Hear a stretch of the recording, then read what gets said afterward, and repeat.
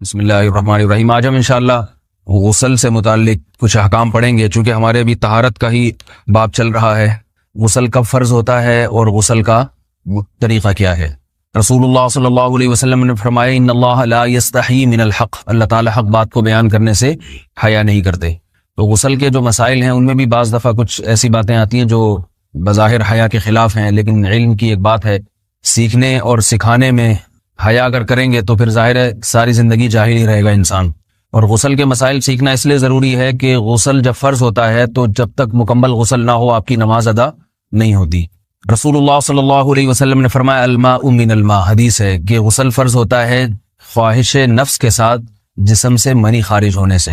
مرد پہ غسل کب فرض ہوگا؟ جب اس کے جسم سے شہوت کے ساتھ منی خارج ہو۔ منی بالکل سفید رنگ کی چیز ہے، ایک ہوتی ہے مزی۔ شہوت پیدا ہونے سے اگر کسی کے مرد یا عورت کے صرف رطوبت خارج ہونا شروع ہو گئی اس سے غسل فرض نہیں ہوتا۔ جب تک مکمل شہوت پوری نہیں ہو جاتی اور مادہ منویہ خارج نہیں ہو جاتا، چاہے احتلام کی صورت میں ہو یا کسی بھی طرح سے ہو۔ مردوں کے ساتھ چونکہ یہ بہت زیادہ ہوتا ہے، نائٹ فال کی صورت میں مردوں پر غسل کی یہ صورت بہت زیادہ فرض ہوتی ہے۔ جیسے ہی بلوغت ہوتی ہے تو احتلام شروع ہو جاتا ہے، ہفتے میں 1 دفعہ 2 دفعہ 3 دفعہ، بعض نوجوانوں کو روزانہ بھی 2 دفعہ ہوتا ہے، جبکہ خواتین میں یہ والے غسل کی صورت بہت ہی کم ہوتی ہے کہ ان کو نائٹ فال ہو یا اس طرح سے غسل فرض ہو۔ ہزاروں میں کسی ایک عورت کے ساتھ ایسا ہوتا ہے۔ ایک صورت تو یہ ہے غسل فرض ہونے کی۔ دوسری صورت کیا ہے کہ جب انسان اپنی زوجہ کے ساتھ ملاپ کرے اور انٹرکورس ہو جائے، چاہے اس صورت میں ڈسچارج دونوں میں سے کوئی ہو یا نہ ہو، لیکن دونوں پہ غسل فرض ہو جائے گا، مرد پہ بھی اور عورت پہ بھی۔ یہ تو مردوں کے غسل کے فرض ہونے کا ہے۔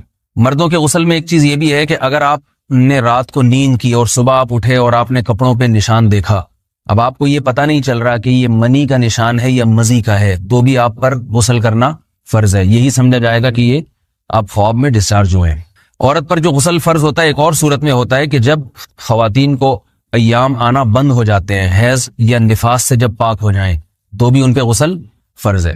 یہ تو غسل کی فرضیت سے متعلق احکام تھے۔ کچھ چیزیں ایسی ہیں جن میں غسل سنت ہے، فرض نہیں ہے۔ جمعہ کے دن غسل کرنا رسول اللہ صلی اللہ علیہ وسلم نے بہت زیادہ تاکید کی ہے۔ سنت کی 2 قسمیں ہیں، سنت مؤکدہ اور سنت غیر مؤکدہ۔ مؤکدہ وہ ہوتی ہیں کہ جن کو چھوڑنے کا اگر کوئی معمول بنا لے تو گناہ کا خطرہ ہے اور ایسا شخص قابل ملامت ہے، اسے شریعت ملامت کرتی ہے، برا بھلا کہتی ہے۔ تو غسل سنت مؤکدہ ہے، ہفتے میں 1 مرتبہ، چاہے جمعے کے دن ہو یا کسی بھی دن ہو۔ جو مسلمان ہفتے میں 1 دفعہ بھی نہیں نہاتا، وہ کتنا ہی نیٹ کلین ہو، مگر شریعت کی نظر میں وہ قابل ملامت ہے، اسے تانے دینے چاہیے کہ شرم نہیں آتی ہو مسلمان مگر رہتے ہو بھنگیوں اور چماروں کی طرح۔ ملامت تو اسی کو کہتے ہیں نا۔ اس کی دلیل رسول اللہ صلی اللہ علیہ وسلم نے فرمایا، صحیح حدیث ہے، حق علی کل مسلم ان یغتسل کل اسبوع مرۃ، کہ ہر مسلمان پر لازم ہے کہ وہ ہفتے میں کم از کم 1 مرتبہ غسل کرے۔ ہر مسلمان پر لازم ہے، چاہے اس پہ غسل فرض نہ بھی ہو۔ اور کس دن بہتر ہے؟ جمعہ کے دن۔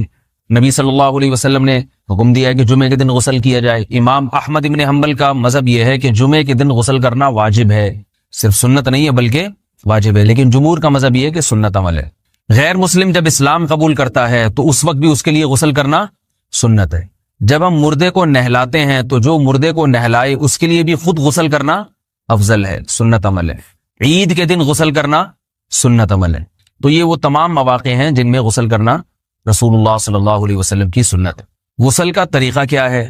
غسل میں 3 چیزیں فرض ہیں، منہ بھر کے قلی کرنا، ناک میں پانی ڈالنا کہ ناک کی جو نرم جگہ ہے یہ اچھی طرح تر ہو جائے، اور پورے جسم پہ 1 مرتبہ پانی بہا دینا کہ جسم میں بال کے برابر جگہ بھی خشک نہ رہے۔ یہ تو ہے فرض، یعنی یہ کام کسی نے کسی بھی طرح سے کر لیا تو غسل ادا ہو جائے گا، چاہے اس کی نیت غسل کی تھی یا نہیں تھی۔ کوئی آدمی چلتا ہوا جا رہا ہے، پھسل کے تالاب میں گر گیا، پورے غوطے کھا کے باہر نکلا، قلی کر لے اور ناک میں پانی ڈال لے تو غسل اس کا ادا ہو جائے گا۔ البتہ چونکہ نیت نہیں تھی لہذا غسل کا ثواب نہیں ملے گا، ثواب نیت کے بغیر نہیں ملتا انسان۔ دلائل اس کے الگ موضوع ہے کہ اس کی دلیل کیا ہے کہ بغیر نیت کے بھی غسل ہو جاتا ہے، لیکن میں نے بتایا دلائل کا سیشن نہیں ہے، اس میں پھر بات لمبی ہو جائے گی۔ تو یہ تو ہے فرض، پورے جسم پہ پانی بہانا، کلی اور ناک میں پانی۔ سنت طریقہ کیا ہے؟ رسول اللہ صلی اللہ علیہ وسلم غسل کیسے کرتے تھے؟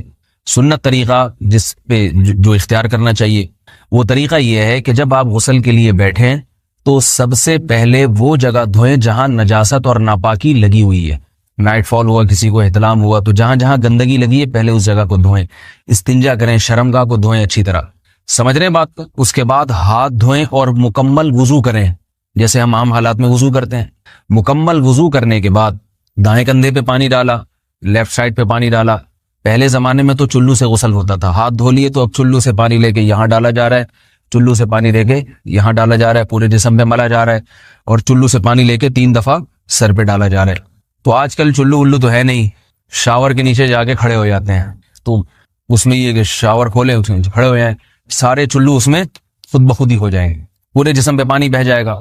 نبی صلی اللہ علیہ وسلم کے دور میں یہ جدید چیزیں نہیں تھیں, شیمپو اور صابن. تو آپ صلی اللہ علیہ وسلم بیری کے پتوں سے غسل کی ترغیب دیا کرتے تھے. بیری کے پتوں کو اگر پانی میں پکایا جائے تو پانی میں میل کچیل صاف کرنے کی صلاحیت بہت بڑھ جاتی ہے. ہمارے زمانے میں اس تکلف کی ضرورت نہیں ہے, صابن ملتے ہیں اس سے نہایا کریں. بہرحال کہنے کا مقصد یہ آپ لوگوں سے, تو یہ سنت طریقے سے غسل ہو جائے گا آپ کا. سمجھ رہے ہیں بات کو؟ سب سے پہلے استنجا کیا, اس کے بعد وضو کر لیا, اس کے بعد غسل کر لیا. اگر کسی نے غسل میں وضو نہیں کیا اور ویسے ہی پورے جسم پہ پانی بہا دیا تو بھی اس کا وضو خود بخود ہو جائے گا. اس غسل سے وہ نماز پڑھ سکتا ہے, کیونکہ بعض لوگ غسل کرنے کے بعد دوبارہ وضو کر رہے ہوتے ہیں. اس کی ضرورت نہیں ہے, کیونکہ جب غسل کرتے ہیں تو وضو والے اعضاء تو خود بخود اس میں دھل جاتے ہیں. یہ ہے غسل کا طریقہ. وضو کیسے ٹوٹتا ہے؟ جن چیزوں سے غسل فرض ہوتا ہے ان چیزوں سے وضو تو بہرحال ٹوٹتا ہی ہے. اس کے علاوہ بھی وضو ٹوٹتا ہے. اس سے پچھلے لیکچر میں نے کچھ تفصیل بتائی تھی کہ نجاست جسم سے کہیں سے بھی خارج ہو جائے یا نجاست نکل کے بہہ پڑے.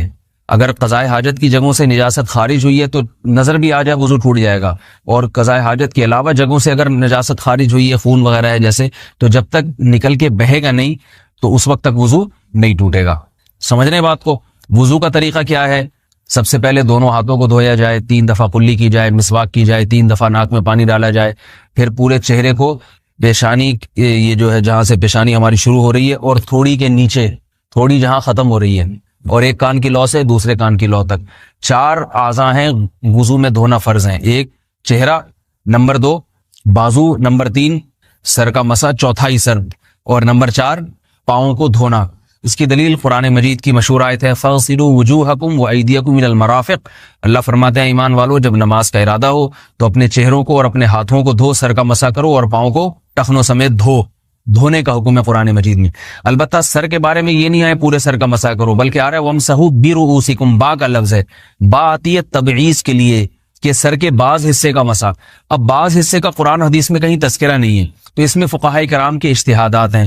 امام شافعی فرماتے ہیں تھوڑا سا بھی ٹچ کر لیا سر کو ہو جائے گا. امام ابو حنیفہ فرماتے ہیں نہیں, کم از کم 1/4 کا ہونا ضروری ہے. سب کے اپنے اپنے دلائل ہیں, ان دلائل میں نہیں جاتا. فقہ حنفی کو جو فالو کرنے والے ہیں تو ان کو چاہیے کم از کم 1/4 سر کا مسا, یہ فرض ہونے کے لیے ضروری. مگر سنت کیا ہے؟ پورے سر کا مسا. نبی صلی اللہ علیہ وسلم دونوں ہاتھوں کو بھگو کے پورے سر کا مسا کرتے تھے ایسے. سمجھ رہے بات کو؟ اور مسا کے جو یہ ٹیکنیکل طریقے ہیں کہ آپ یوں پہلے انگلی بنائیں, پھر یوں لے کر جائیں, پھر یوں گھما کے لائیں, پھر یوں, یہ ٹیکنیکل طریقے حدیث سے ثابت نہیں. مسا کا طریقہ کیا ہے؟ بھیگا ہوا ہاتھ لے کے ایسے پورے سر کو ہو گیا. پھر حدیث میں یہ بھی ہے کہ یوں لے جاؤ اور یہ بھی ہے کہ 2 واپس بھی لے کر آؤ, دونوں طرح سے ثابت.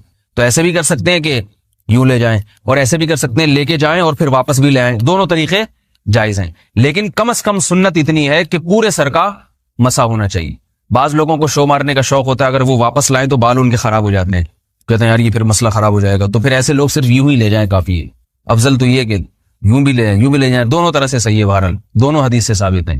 سمجھ رہے بات کو؟ اور یہاں ایک اہم مسئلہ بتا دوں, قرآن مجید نے پاؤں کو دھونے کا حکم دیا ہے, پاؤں پہ مسا کرنے کا حکم نہیں دیا. اور حدیث میں خفین پر مسا کرنے کا حکم ہے. تو قرآن اور حدیث کو فقہا نے جمع کیا ہے. لہذا وہ موزے جن میں آسانی سے پاؤں دھوئے جا سکتے ہیں ان میں چاروں ائمہ کے نزدیک پاؤں پہ مسا کرنا جائز نہیں. سعودی عرب میں جو بعض سلفی حضرات اور یہاں ہمارے ہاں بھی اہل حدیث حضرات نے عام موزوں پر بھی جو مسا کی ایک روایت ڈال دی ہے, اسلاف میں, تابعین, تبع تابعین میں اور چاروں ائمہ کے مذاہب میں اس کا ثبوت نہیں ملتا. اگر اسلاف میں کوئی قائل بھی ہے تو ایک شاذ قول, اکا دکا قول ملتا ہے, ورنہ یہ ائمہ اربعہ کے مذہب کے خلاف ہے. اور جو احادیث جو نقل ہوتی ہیں صحیح سند کے ساتھ ان کے بھی خلاف اور قرآن کی آیت کے بھی خلاف ہے. اس لیے کسی نے عام ساکس پہ اگر مسا کر لیا، جو عام طور پہ آفس پہن کے جاتے ہیں لوگ، اس میں تو پاؤں، آپ اگر ساکس کو پانی کے نیچے رکھیں پورا پاؤں دھل جائے گا آرام سے. تو وہاں کیا ہو رہا ہے کہ قرآن مجید کے حکم کی مخالفت لازم آ رہی ہے، آپ پاؤں دھو نہیں رہے.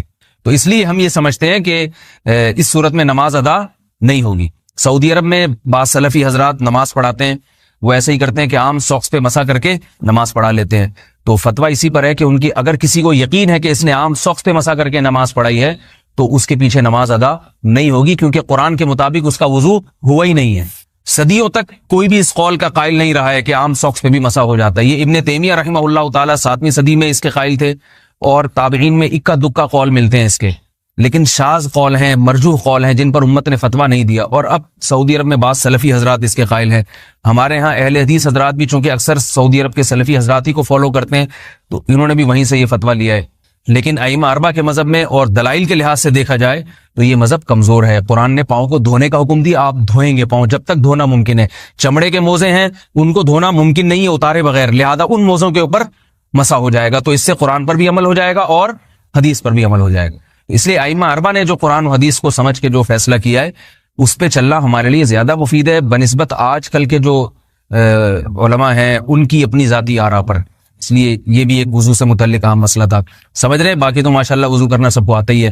اور وضو کے بعد دعا کیا ہے؟ کلمہ شہادت، اشہد ان لا الہ الا اللہ وحدہ لا شریک لہ اشہد ان محمدا عبدہ ورسولہ اللہم اجعلنی من التوابین واجعلنی من المتطہرین. اے اللہ تو مجھے بار بار توبہ کرنے والوں میں شامل کر دے اور بار بار پاکیزہ رہنے والوں میں شامل کر دے.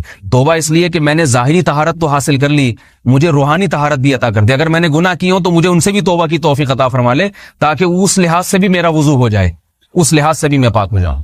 سبحانک اللہم و بحمدک، نشہد ان لا الہ الا انت، نستغفرک و نتوب الیک.